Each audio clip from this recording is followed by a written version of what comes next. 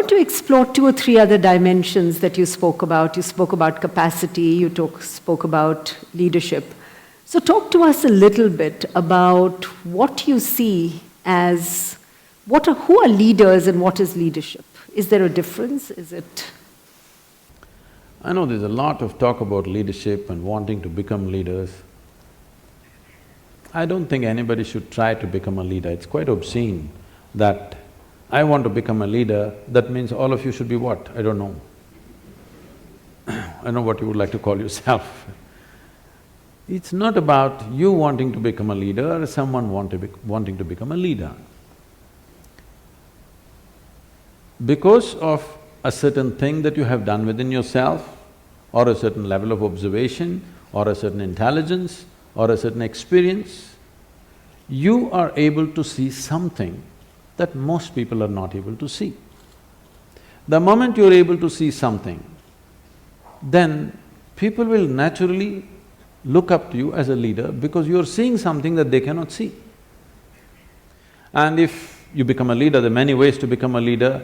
You can get elected, you can get selected, you can work it, you can pull other people down and become a leader, or simply people will rise you as a leader because they see that either you're able to see something or you're able to do something which they themselves cannot do.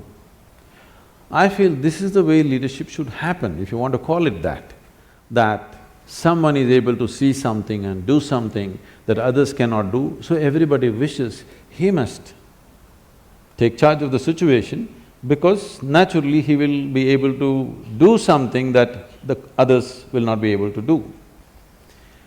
So what is the quality of leadership? Leadership means once you sit on a perch, you better see clearer than others, otherwise you'll make a ridiculous fool of yourself. There's a whole, in the nation certain things have been happening. Right. Somebody sits on a perch and he doesn't see any better than you, he looks like a fool immediately. So, it is not about you wanting to sit on the perch, you wanting to see something must get you to the perch. Not because you want to be above everybody else, you get to the perch. So what is the quality of a leader? I don't think there's any particular quality. One thing is, a leader means his sense of life is beyond himself. It's not about… his sense of identity is beyond himself. Somebody becomes a leader because he is willing to think and feel and act for more people than himself.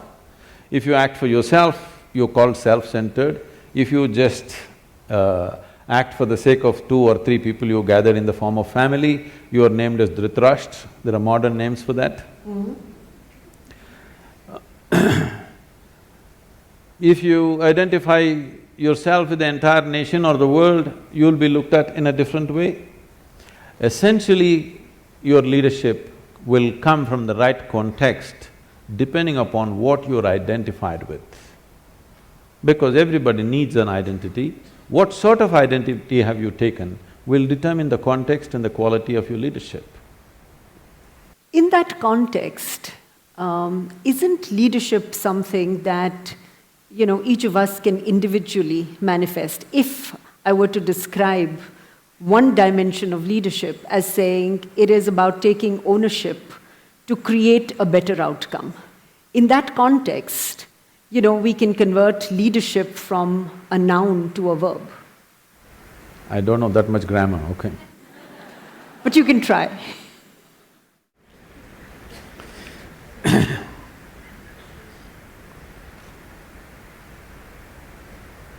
See, whatever we do, every human activity, the purpose of an activity is to produce something. Production may be a safety pin, a computer, love, joy, health, well-being, it doesn't matter what. We want to produce something. When we act, we want it to be effective. How small an act or how big an act is not the important. We want something to happen effectively, which means it's a question of efficiency, it's a question of with how little, how much more you could do. That's what makes you… because all of us have the same amount of time in a day. People always tell me, Sadhguru, you had such a long day. I said, unfortunately there's no long day, God, they give me only 24 hours. I would like to bargain for more, but it's not happening.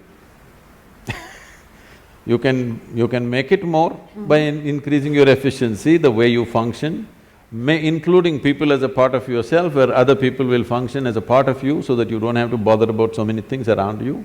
In this sense, you can enhance what you do. But time-wise, all of us have the same time, we can't help it. Right. So, how much can you produce, in how little time, in how little material is the question. In the limited span of time which we have as life, what is it that we can do? Is it just about efficiency? Is it about simply mindless efficiency, do better, do better? No. At different times in history, people seem to want different things on the surface. But essentially, no matter which time of history, who they are, which part of the world they are, everybody wants the same thing, well-being.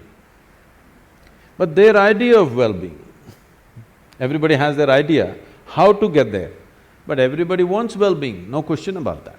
It doesn't matter which part of the world you go, whether you came here 1,000 years ago or today, 100 years later, you will see people will be still seeking well-being. In pursuit of well-being, maybe 100 years ago somebody would be going in search of water, today you're going in search of the Wi-Fi cloud but still well-being. People's idea of well-being, whatever that is, but people are only well only when something beautiful happens within themselves. They think they're going to cause it to themselves by some means. But people have been happy before the Wi-Fi came, people have been happy before the automobile came, people have been happy before all the luxuries we are enjoying today appeared. So what I'm saying is, well-being, if you're in pursuit of well-being, essentially, it is about what happens within the human being. What happens within the human being, in the name of so many things, I don't want to name all the things, in the name of so many things, what we call as family, society, and another world which we call as corporate world all these things we created, these are all different names or different mechanisms that we believe will bring well-being to us. Somebody built a family, somebody built a corporation, both in pursuit of well-being, isn't it? I must tell you this. The first time I was at Davos so many years ago, they were almost resentful. Why… what is a mystic doing an economic summit? A particular CEO who was in charge of a top computer manufacturing company, 3 months later they got sold out to the Chinese.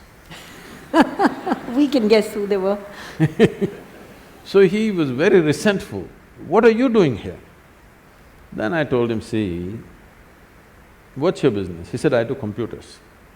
So see, whether you manufacture a computer or a safety pin or in between anything, fundamentally this is about human well-being. The basic business is human well-being. You may do it through your computer, somebody will produce safety pin, somebody will produce a cloth, somebody will produce something else. It doesn't matter what you're doing, the fundamental business is human well-being, and that's my business too.